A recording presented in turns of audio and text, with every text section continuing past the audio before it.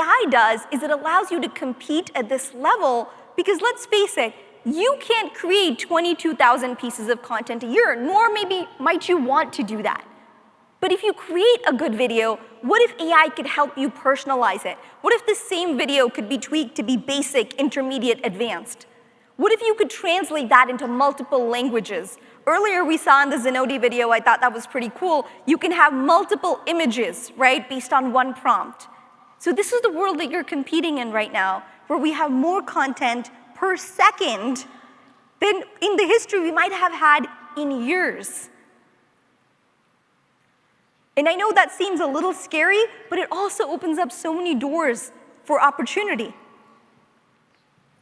Now, we've gone over sort of these personal ways for you to use AI, and what I'd like to do is share with you some ways to think about how to use AI at work, all right? And so I promised you, whether you are, again, a C-suite leader and you're like, how do I use this to help us scale and grow and keep our team committed? If you are a boutique studio owner and you're thinking about how you get new memberships, this is sort of my best framework for you. I've come up with this framework, by the way, working with hundreds of different brands across different industries. And this is the most simple way to think about this. And the reason I'm giving you this framework is so you don't get too caught up in, oh my gosh, this AI seems like this big cloud, where do I start? So I'm giving you a framework that'll help you think about where to start. Because just like with social media, part of it is going to be how good are your questions? What are you trying to solve for? And then finding the answer for it, rather than saying, here's this cool, fun tool. Now, how do we reverse engineer that to make it work? And so I've got 3 different categories for you to think about. People. This is going to be your team, your culture, your leadership, your driving force. 2 is process. AI is really, really good at process, helping you operationalize. If you are a smaller brand, a mid-sized brand, you are about to be able to punch way above your weight class, and that's great. And the 3rd is personalization. For all the reasons I just shared, more and more customers are going to demand a more personalized experience. And look, we're not that far from agent-to-agent interface, okay? And what I mean by that is we will all have an AI agent that works as an extension of us and works with us, and it'll be smart, and it'll have empathy, and your potential members are going to be able to just go ask it, you know everything about me. Tell me where I should go. These are my goals. Which classes should I take? And it will give them the answer. What this means is if you are a legacy brand, you have an advantage. And that timeline for creating a strong brand is getting smaller and smaller and smaller. Because the brands that are already recognized, that are in the databases, that have fed the beast, so to speak, are going to have a natural advantage. Does that make sense? Okay, awesome. So I've made you this nifty chart in some way to think about it.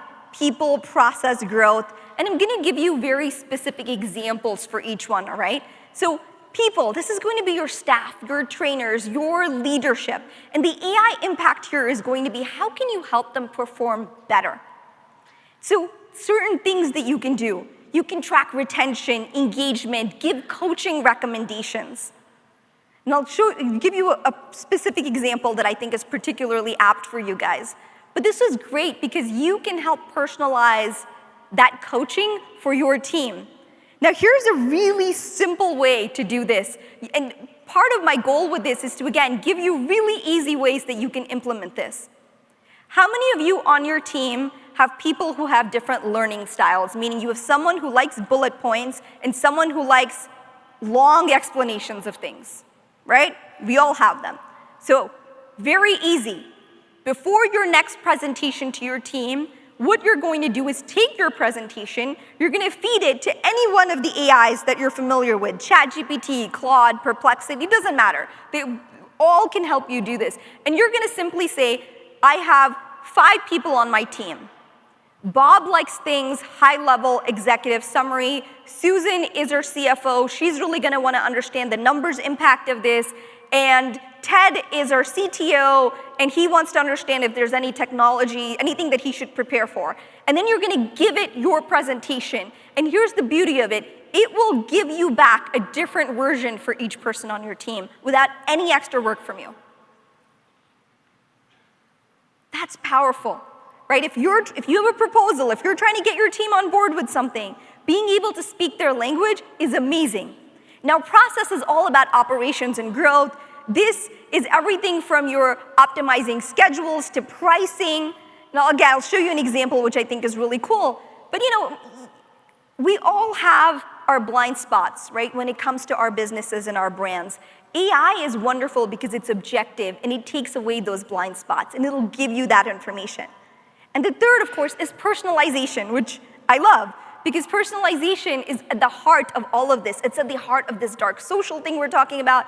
It's at the heart of these different generations. It's at the heart that people want different things. And now, what I think is really fascinating about this is so many times when you have a member that, and I see this across the board, this has been my experience with the fitness industry, when you lose a member, one of the most instinctual things to do is send out and help discount something to get them back. Is that fair? A lot of us have done it, right? Hey, if you come back, we're gonna take 30% off your next class or whatever it is. So we try to use that as an incentive. But do you know how many of your members actually care about that as an incentive over something else? Like what might actually inspire them might be hearing directly from the trainer that they love, right? Or it might be something else that drives them entirely. So there's ways, if you use AI efficiently, that you're gonna be able to honestly make a lot more money. And you're gonna do it with happier members and happier staff. How many of us would like that? Yes, right? That's kind of what we're here for. So let me give you very specific examples of how you can do this. All of us, I could just make this guess and go with it, all of us have one star employee or trainer that we wish everyone else would be like. Fair? Can you think of that person right now? If I said, who is your top performer, a name pops into your head, yes? You don't have to say it out loud, that's okay, but a name pops into your head. Now, have you ever wondered, man, if you could just take whatever this guy does, and I'm gonna use Lars in this example, if you could just take what Lars does and bottle it up and make all our staff like that, we would be unstoppable. Have you ever had that thought?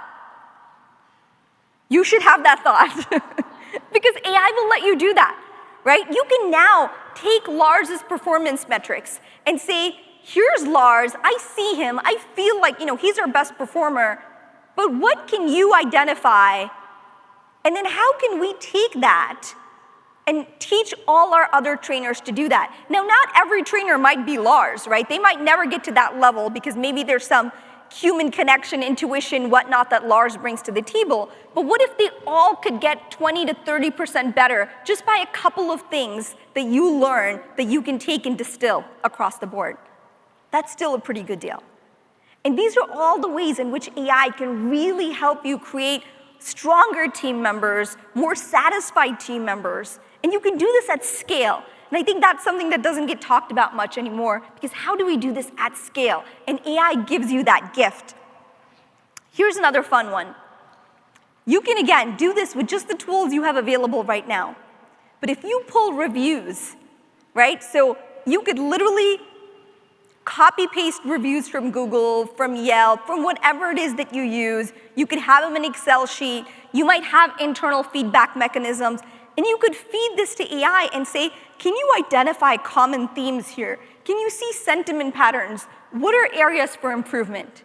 And this is particularly useful because, again, we all have blind spots, right? It's hard for us to look at these things objectively because we pour our heart and soul in what we're doing.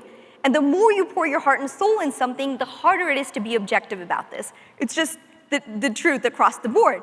It also allows you to have conversations much more objectively, because this isn't about whether Susan is right or John is wrong. This then just becomes about, what do the trends tell us? And yeah, you can do this so simply. You can put it in there and you could just say, what can you teach me about this, right? What do we learn from this? And it might say, hey, you know what? Class availability is your biggest challenge. And sometimes what it'll do for you is it might just validate what you already have intuition around, but it'll give you the data and the numbers to back up that intuition. So you can make that case, so you can actually then have measurable progress. I think that's pretty cool, yeah? Hopefully you guys are excited and not too scared about this stuff. So this is personalization. Again, what I love. You can create AI-generated messages based on your members and what they love to re-engage them. And this is so awesome because I love these examples, right? So example one, we have, hey Alex, we noticed you haven't joined class in a while, your last session. So it is now mentioning your last session, hit burn with Coach Lisa, was fire because you know their stats, you know who they took the class with. We've got a similar class happening tomorrow at 6. Are you ready to jump back in? Do you see how incredibly powerful that is? You get a message like that, and you're like, yeah, I love that class. That's right, I forgot, I was busy. Man, that's great. Yes, I should get back into it. Now, it might be an incentive-based reminder. You crushed your last strength and sculpt session. We're giving you a free class credit this week because you know that's what they're motivated by. Great. You don't need to do this for all members across the board. You need to figure out what each one resonates with. And then, of course, trainer-driven engagement, which is actually often the #1 thing that'll get people back is the human beings, right? And so we say, hey, Coach Mike was asking about you. You really did a great job last time. Would love to see you back in here. Want us to save you a bike. Who says want us to save you a bike? Does a brand say that or does a friend say that? A friend, right? A friend is much more likely to say, do you want me to save you a bike? Versus what we're used to with sort of brand language. AI allows you to humanize a lot of this, connect with people in a way that you've never been able to do before. So I just want to go back to these sort of 3 key areas for you, so you're very clear on this. People, process, personalization. One of the things I'd love to do as you go through the show and you hear speakers and you go to these booths is think about one challenge you would like to solve in each of those areas. Very simple. In people, perhaps it's very simply just that. Hey, we have a great trainer. I'd love to create more of that. What's one challenge you would like to solve? Process. What would make one thing easier? Sometimes it can be as simple as, nobody locks up the way they're supposed to lock up. We always have challenges. Have a checklist for how you're supposed to exit the building at the end of the day. Super simple. Process thing. AI can help you solve it. Personalization. What's one way in which you can better personalize your experience for members, and sort of tying it back to people for your team? Very simple. And here's what it's going to do, and here's why I'm so focused on this. Because when you start making these changes and you do these small little things, you're going to start to see the dividends like this. You're going to start seeing the difference. When you start seeing the difference, you're going to want to do more. See, the future isn't AI or human. It's not about how we compete against AI. It's how we compete with AI. And with AI, it takes all your human abilities and allows you to become superhuman. I feel like we talk so much about AI and super AI and AGI, but we don't talk enough about what would happen if we could have all those superpowers. And that's what AI can really allow you to do. It can allow you to be a better parent, a better partner, a better boss, a better colleague, all by learning to ask better questions. And that's incredibly powerful. So here's what I'd like to leave you guys with. I would like to leave you with a 24-hour challenge. And this is my challenge to you. For 24 hours, and it doesn't have to be today, guys. You don't have to do this right away. If it feels better to go home, take a breather, and then start, that's fine. But for 24 hours, rather than turn to search engines, I want you to use just AI for everything for 24 hours. And what I have found is when people do this, they do not go back to their older habits because it's so much more incredibly efficient.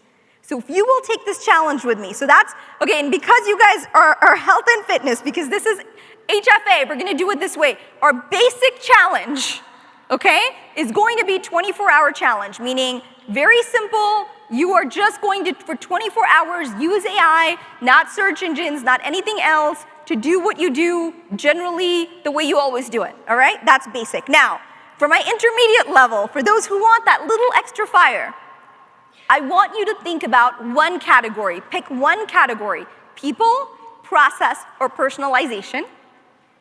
And I want you in 24 hours to help answer a question or start solving one of those challenges. You don't even have to solve it all the way, but I want you to have a lot of clarity, and I want you to pick one of those. All right, for my advanced level folks, come on, you guys do this to folks all the time, right? This is for the advanced level folks. For the advanced level folks, in the 24 hours that you have, I want you to actually implement one tool, one technology into your life, into your business that you are going to use consistently. And you might find that here. You might go out to the show. It might be Zenoti. It might be something that you're like, you know what? We commit. We're going to do this. Because let me tell you, the future does not belong to the biggest. It does not belong to the richest. It belongs to the fastest. Those who understand that we are fighting a battle for relevance, every day I see amazing historic brands file for bankruptcy, leave, get left, right, get slaughtered in the press, all sorts of these things, because they are not prioritizing relevance. They are not being agile enough. They're not reimagining what the future could look like. And I need you to do this before it's done for you. Now, once you do that 24-hour challenge, I want you to find me on social. I want you to tell me what you learned from this experiment.